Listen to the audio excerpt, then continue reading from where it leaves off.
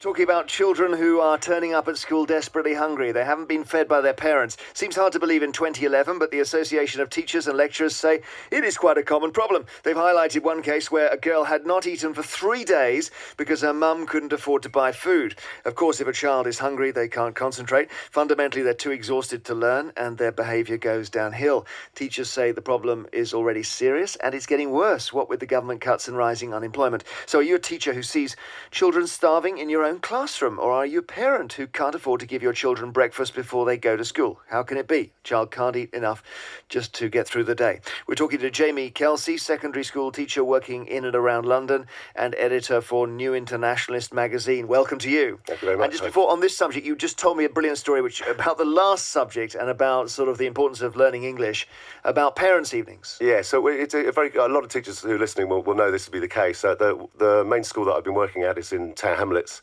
and it's about 92% Bengali.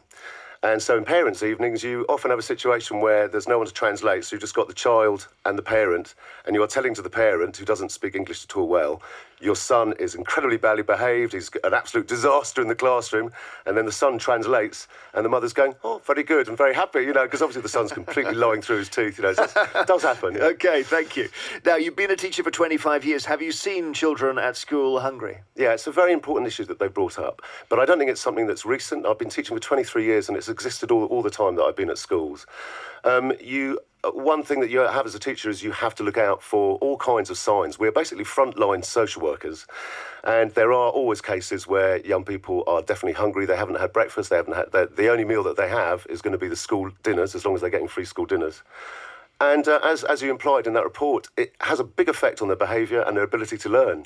But you have to spot all kinds of things. Kids who aren't being fed properly, kids who may be abused, all kinds of problems that happen with young people. And the sign of them not being fed, apart from the fact that they obviously can't wait to eat lunch, what else? Well, if you're in the classroom, Jeremy, if you imagine being the teacher, you will see that some young people are very pale, they're not concentrating, very low concentration. They often, you can tell that their clothes haven't been cleaned, and they often, I'm afraid to say, smell as well, And these are all kind of telltale signs that you pick up on, as a teacher. But in terms of food, what's happening at home, do you think, in that situation? Is it the parent is being neglectful, or are they doing everything they can, but they can't afford a meal?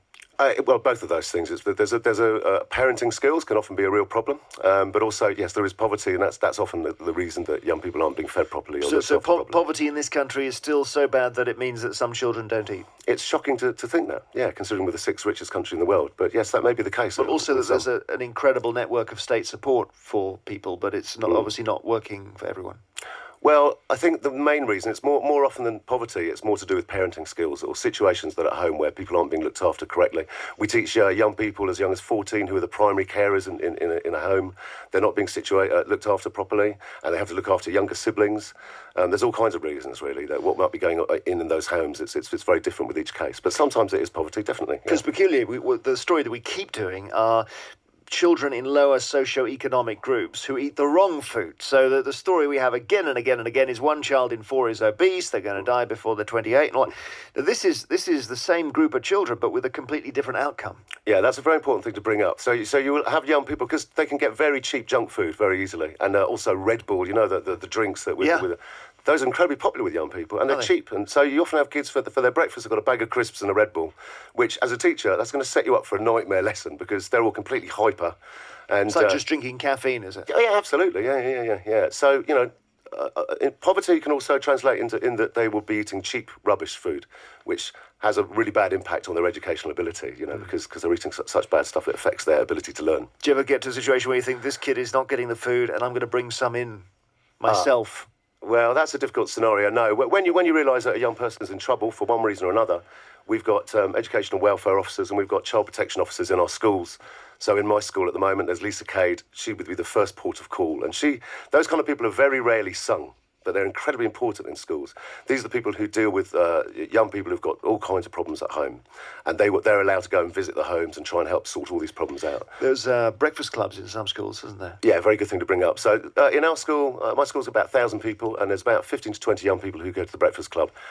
And that's a very important meal in the day. And, for them, they wouldn't be getting breakfast otherwise.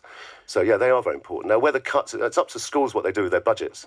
But that would be an awful thing to lose, obviously. But the breakfast clubs are free breakfast for those children whose parents don't have the money. Is it means tested or something? That's a good question. I think it probably must be means tested. In the same way that you get, free school dinners, yeah. Would you agree with, instead of having free school dinners for poorer children, having free school dinners for all children, because actually that whole business of claiming creates a stigma, and sometimes children miss out because they don't want the stigma? That's really rare. I mean, kids very rarely kind of pick on kids who are getting free school dinners. But you're right. At sometimes, young people might take the mickey out of a young person because they're getting free school dinners. But that's not really the case that often at all. So give us an example of a child who you're teaching and the child is hungry and you're just beginning to realise there's something going wrong. An example of it, as you see it in the classroom. Yeah, exactly. Well, the first thing is their concentration is very low, and or they're going to be very tired. And as I said earlier, their skin can be very pale. And that's you can see really the best way to tell is from their behaviour, basically. From the survey, the survey mentions the case of a West Midlands pupil suffering from infected toes because his feet have been squashed into shoes that were too small. I think with this report, there's loads of things that they're picking out, but all schools can have stories like that. If you've been a teacher for a long time, you do come across things like this all the time. Jamie Kelsey, teacher and editor of New Internationalist magazine. Thank you.